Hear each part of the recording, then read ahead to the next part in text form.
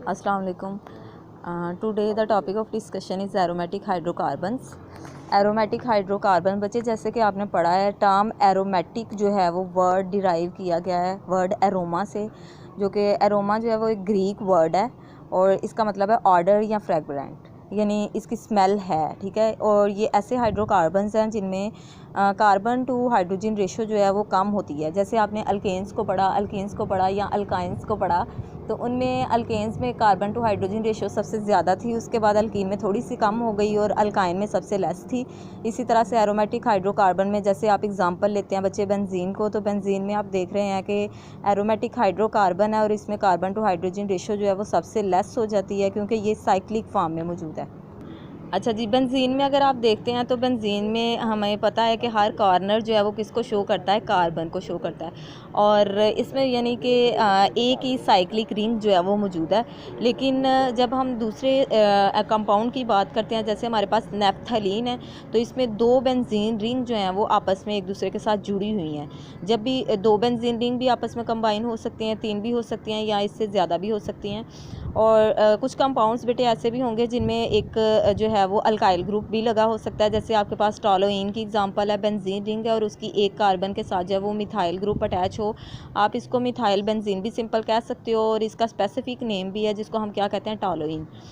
उसके बाद हमारे पास है कि यहाँ पे आपने देखा कि दो बेंजीन रिंग जो हैं वो आपस में एक ही बॉन्ड के ज़रिए से जुड़ी हुई थी, लेकिन यहाँ पे आप देख रहे हैं कि कार्बन और दूसरी बेंजीन रिंग के दरमियान एक बॉन्ड है। जैसे कार्बन कार्बन अल्केन में दरमियान में बॉन्ड होता है, इसी तरह से अगर हो तो इसको भी हम फिनाइल ग्रुप कहते हैं और इसको भी हम फिनाइल ग्रुप कहते हैं। ठीक है, तो यहाँ से भी हाइड्रोजन रिमूव हुई है, तो इस कार्बन का और इस कार्बन का आपस में क्या बना है, बॉन्ड बना है। ठीक है, इस वजह से ये भी फिनाइल है और ये भी फिनाइल है, तो 2 दफ़ा फिनाइल आ गया, इसको हम फिर क्या कहेंगे, डाई फिनाइल, या फिर हम कहेंगे कि ये क्या है, बाई फिनाइल। अब हम एरोमेटिक हाइड्रोकार्बन्स में पढ़े हैं, तो स्पेसिफिकली जो हम डिस्कस करेंगे वो हम पढ़ेंगे किसको, बेंजीन को। तो सिंथेसिस हम पढ़ते हैं एरोमेटिक हाइड्रोकार्बन की, जिसमें हम इसकी सिंथेसिस देखते हैं और उसके बाद इसके रिएक्शंस पढ़ेंगे। पहला जो सिंथेसिस का मेथड हम इसका देखते हैं वो हमारे पास है डीहाइड्रोहैलोजिनेशन ऑफ साइक्लोहेक्सेन। डीहाइड्रोहैलोजिनेशन के वर्ड से ही आपको पता चल रहा है, यानी हाइड्रोजन का भी रिमूवल हो रहा है और हैलोजिन का भी रिमूवल हो रहा है। किस में से, साइक्लोहेक्सेन में से। साइक्लोहेक्सेन है तो क्या है, अल्केन है, लेकिन किस फॉर्म में है, साइक्लिक फॉर्म में मौजूद है सारे के सारे ही क्या है, सिंगल बॉन्ड है, लेकिन किस फॉर्म में, स्ट्रक्चर कंपाउंड आपके पास मौजूद है, साइक्लिक फॉर्म में है। उसमें से हाइड्रोजन का भी रिमूवल होगा और किसी हैलोजन का भी रिमूवल होगा, तो उसको हम क्या कहते हैं, हमारे पास जो है न्यू कंपाउंड जो बनेगा वो आपके पास क्या होगी, बेंजीन होगी। अच्छा जी, नेक्स्ट हम बात करते हैं, हमारे पास है साइक्लोहेक्सेन। साइक्लोहेक्सेन में जैसे हमने बात की कि सारे के सारे बॉन्ड क्या है, सिंगल है। इट्स मीन कि हर कार्बन के पास जो है वो कितने कितने हाइड्रोजन है, 2 2 हाइड्रोजन है। और अगर क्या हो कि इनका सिंथेसिस मेथड हम पढ़ रहे हैं, तो अगर रिमूवल हो जाता है किसका, हाइड्रोजन का, और हाइड्रोजन का जब रिमूवल होगा यहाँ से, तो ये किसी कैटलिस्ट की मौजूदगी में हो रहा है, या platinum as a catalyst use हो सकता है, या फिर palladium as a catalyst use हो सकता है। और जो टेम्परेचर रखना पड़ता है वो तकरीबन हम कितना लेते हैं, 250 डिग्री सेंटीग्रेड टेम्परेचर लेते हैं। तो जब हर कार्बन से एक एक हाइड्रोजन रिमूव होगी, तो तकरीबन जो टोटल हाइड्रोजन है वो कितने बेटे रिमूव हो जाते हैं, हमारे पास 6 हाइड्रोजन रिमूव होंगे, यानी 3 हाइड्रोजन मॉलिक्यूल बनेंगे। और जो आपके पास साइक्लिक रिंग रह जाएगी उसके दरमियान अल्टरनेट सिंगल और डबल बॉन्ड आ जाएंगे, यानी आपके पास जो प्रोडक्ट बनेगी वो क्या होगी, बेंजीन होगी। दूसरा जो हम इसका मेथड पढ़ते हैं वो हम पढ़ लेते हैं एसिटाइलिन से। Second method of synthesis of aromatic hydrocarbon पढ़ने जा रहे हैं, तो उसमें आप देख रहे हैं हमने किसकी बात की है, एसिटाइलिन की। एसिटाइलिन यानी अल्काइंस की हम बात कर रहे हैं। तो आप लेते हैं किसको, एसिटाइलिन को, जिसमें आपके पास क्या है, ट्रिपल बॉन्ड है, 3 इसके मॉलिक्यूल्स जब हम लेंगे तो ऑर्गेनोमेटेलिक निकल जो है वो एज ए कैटलिस्ट यूज़ किया जाता है, और टेम्परेचर जो है वो तकरीबन कितना प्रोवाइड करना पड़ता है, 70 डिग्री सेंटीग्रेड। तो इनके दरमियान बच्चे क्या होगा कि जब भी ये वाली कार्बन और ये वाली कार्बन आपस में बॉन्ड बनाएगी, तो यहाँ से आपको पता है जब भी दो चीज़ें आपस में मिलती हैं तो पहले के मुकाबले में बॉन्ड जो हैं वो क्या हो जाते हैं, कम हो जाते हैं। तो इस वजह से यहाँ पे अल्टरनेट सिंगल और डबल बॉन्ड जनरेट होंगे, जो आपके पास जो प्रोडक्ट बनेगी वो क्या है, बेंजीन है। नेक्स्ट मेथड ऑफ सिंथेसिस जो हम पढ़ेंगे वो आपके पास है अल्केन से। अल्केन से हम बेंजीन को किस तरह से बना सकते हैं, यहाँ पे आप किसी भी अल्केन को ले सकते हैं। सपोज करें हम यहाँ पे लेते हैं किसको, हेक्सेन को। हेक्सेन आप इसको सीधा भी लिख सकते हैं या आप अपनी आसानी के लिए जो है वो इस तरह से भी कुछ लिख सकते हैं, क्योंकि आप बेंजीन का स्ट्रक्चर जब बनाते हो तो आप बनाते हैं किस फॉर्म में, साइक्लिक फॉर्म में, तो वो आपके लिए थोड़ा सा ईजी रह जाता है। तो यूँ आप लिखा, आपने देखा कि आपके पास 6 क्या है, कार्बन है, लेकिन ये रिंग जो है वो क्लोज नहीं है, इट्स मीन ये नॉर्मल हेक्सेन है। यहाँ पे जो कैटलिस्ट यूज़ किए जाते हैं मोस्टली वो आपके पास क्रोमियम ऑक्साइड हो सकता है या फिर एलुमिनियम ऑक्साइड को भी हम एज ए कैटलिस्ट यूज़ कर सकते हैं। और जो टेम्परेचर प्रोवाइड किया जाता है वो तकरीबन कितना है, 500 डिग्री सेंटीग्रेड है।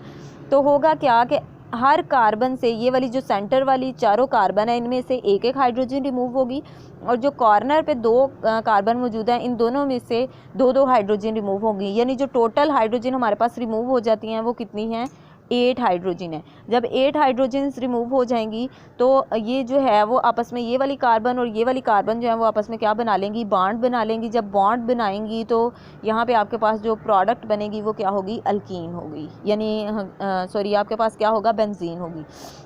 उसके बाद हम दूसरा लेते हैं कोई भी अल्केन, यहाँ पे हेक्सेन था पहले हमने लिया, अब हम हेप्टेन को लेके देख लेते हैं कि हेप्टेन से प्रोडक्ट जो है वो किस तरह की आती है।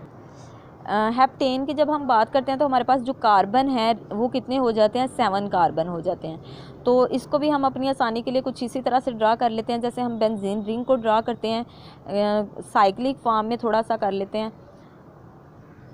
अच्छा जी, अब होगा क्या, अब इस कार्बन को, इसमें से, इन सारों में से आपके पास एक एक हाइड्रोजन रिमूव होगी, इस कार्बन से 2 हाइड्रोजन रिमूव होंगी, और इस कार्बन से जो है वो आपके पास एक हाइड्रोजन, सॉरी इधर से 2 हाइड्रोजन रिमूव होंगी और यहाँ से 1 हाइड्रोजन रिमूव होगी, तो दोनों आपस में क्या बना लेंगी, बॉन्ड बना लेंगी। ठीक है, तो जब यहाँ से टोटल हाइड्रोजन जो रिमूव होती हैं वो आपके पास हो जाती हैं 8, यानी 4 जो है वो यहाँ से रिमूव होंगी, 5-6 यहाँ से और 2 यहाँ से, 8 हाइड्रोजन जो है वो रिमूव हो जाएंगी, और टोटल जो आपके पास पीछे स्ट्रक्चर रह जाता है वो क्या है, देखें ऊपर वाली कार्बन को हमने नहीं छेड़ा, वो वैसे का वैसे ही है, वो एज ए सब्स्टिट्यूएंट आ जाएगा, यहाँ पे आपके पास आ जाएगी क्या है, बेंजीन रिंग है।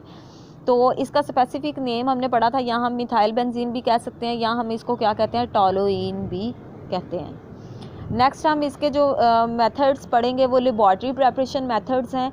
तो फर्स्ट मेथड जो है वो इसका है बेंजोइक एसिड से, जब हम सोडा लाइम को यूज़ करते हैं।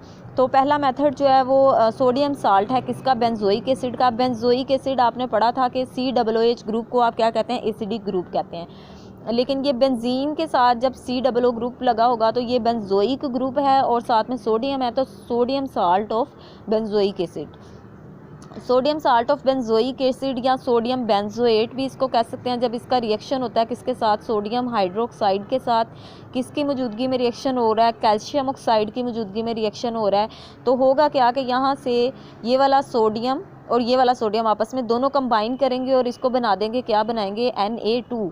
अब यहाँ पे आपके पास CO2 ग्रुप मौजूद है और यहाँ पे एक O मौजूद है, तो ये क्या बन जाएगा, CO3 बन जाएगा। ये वाली हाइड्रोजन, क्योंकि यहाँ से सारे ग्रुप का ही रिमूवल हो गया तो यहाँ इस कार्बन पे हाइड्रोजन की डेफिशिएंसी है, तो ये हाइड्रोजन जो है वो यहाँ पे मूव कर जाएगी और आपके पास जो प्रोडक्ट आएगी वो क्या आएगी, बेंजीन रिंग आ जाएगी। यानी सोडियम कार्बोनेट बनता है और दूसरी प्रोडक्ट क्या बनती है आपके पास, बेंजीन।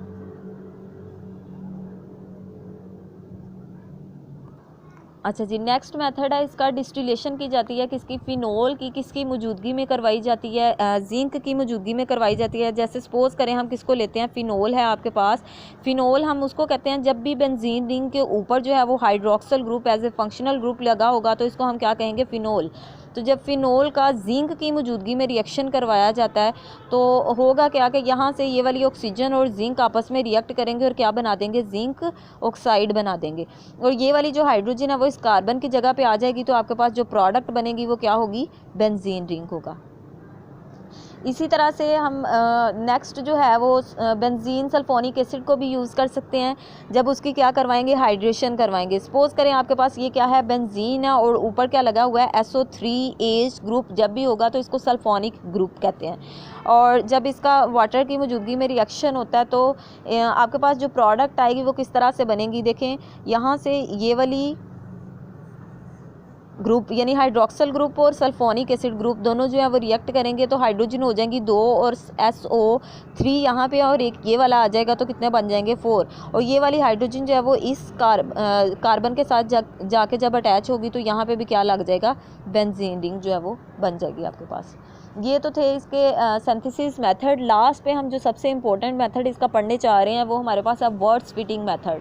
वर्ड्स जो है वो एक साइंटिस्ट थे जिन्होंने जो है ये उन्होंने क्या किया था कि हेलोजिनेटेड बेंजीन रिंग ली थी। हेलोजिनेटेड जो है वो बेंजीन रिंग ली थी। जैसे आपके पास यहाँ पे हम सपोज करें, एग्जांपल ले लेते हैं, आपके पास ब्रोमो बेंजीन है और ब्रोमो बेंजीन का जो है वो रिएक्शन अगर हम किसी भी अल्काइल हैलाइड से करवाते हैं, जैसे आपके पास इथाइल ब्रोमाइड भी हो सकता है, तो इसको हम लेते हैं और इसका जो है वो रिएक्शन करवाया जाता है, किसकी sodium as a catalyst use किया जाता है। और जो है वो यहाँ पे होगा क्या कि यहाँ पे आपके पास ब्रोमीन मौजूद है और ये भी एक ब्रोमीन है, ये 2 ब्रोमीन है और ये सोडियम के साथ जब रिएक्ट करेंगे तो क्या बना देंगे, आपके पास सोडियम ब्रोमाइड बनेगा।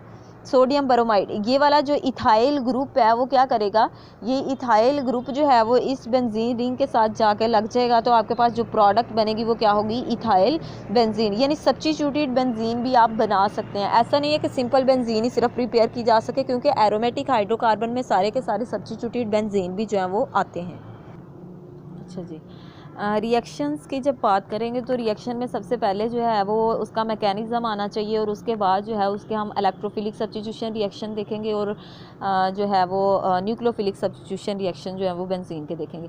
सबसे पहले इसका मैकेनिज़्म क्या है कि जो फर्स्ट इसका स्टेप है उसमें हम क्या बनाते हैं, कैटलिस्ट की जो है वो प्रेपरेशन करते हैं। ठीक है, यानी जो फर्स्ट स्टेप आप क्या कहेंगे, preparation of a catalyst. Catalyst जो है वो किस तरह से बनाया जाता है, सपोज़ करें आप आयरन को यूज़ कर रहे हैं और आयरन के साथ जो है वो रिएक्शन करवा रहे हैं किसी भी हैलोजिन का। जब हैलोजिन का रिएक्शन करवाएंगे तो यहाँ पे आपके पास क्या बन जाएगा, आयरन हेलाइड बन जाएगा। देखें यहाँ पे आयरन आपके पास कितने थे, 2 थे और हैलोजिन कितने थे, आपने 6 यूज़ किए, यानी इसके मॉलिक्यूल जो हैं वो टोटल कितने यूज़ किए हैं, 3 मॉलिक्यूल्स यूज़ किए हैं।